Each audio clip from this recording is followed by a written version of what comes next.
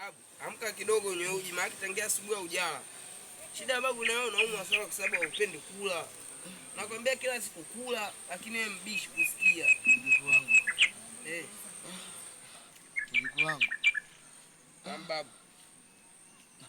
Naona hali yangu sasa hivi.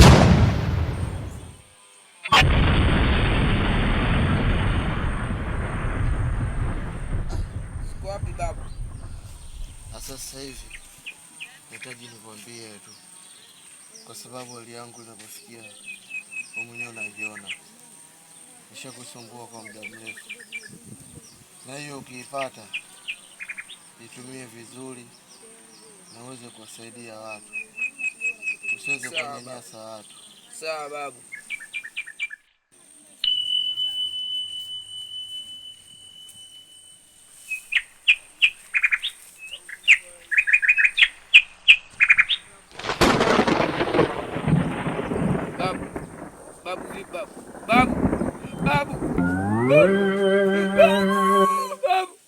Babu, amka babu, tunasikia.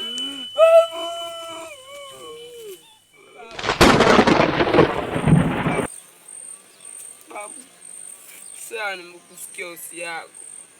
Ngoja kapate mjukuu wangu. Babu.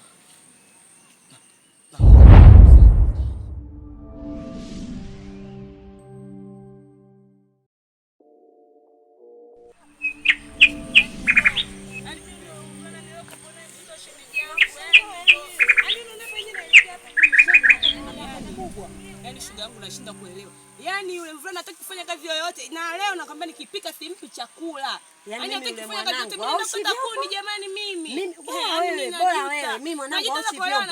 Afanye kitu chochote, mimi mwenyewe nimechoka shoga yangu, nimechoka. Yule mtoto angekopa kwangu nimemzaa ningempiga yule ningemkamua. Jamani, vijana siku hizi wanavuta bangi, sijui kachanganyikiwa na nini. Nikachukue maji. Sawa, na mimi jamani. Kila kusambasiza saa hizi. Shoga yangu tunataka tufanye mambo yetu. Haya.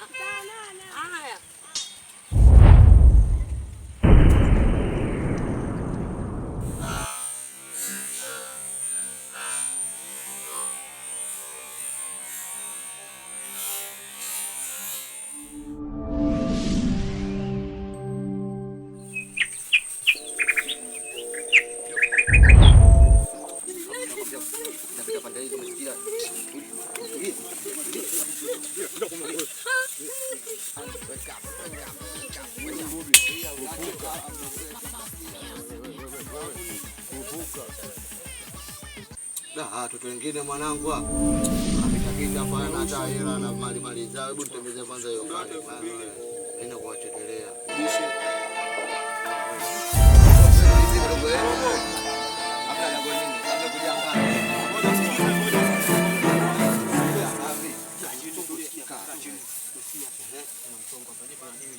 Ongea dili wanangu. Acha mapepe. Sasa misheni zako kila siku unazotuletea. Mmoja kwanza msikilize.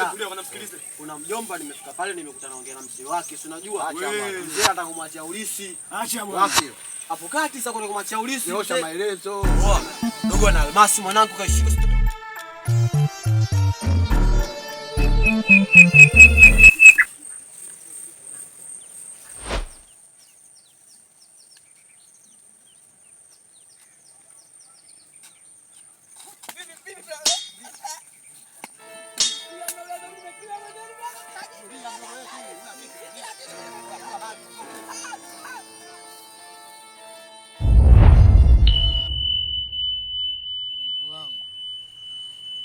Babu.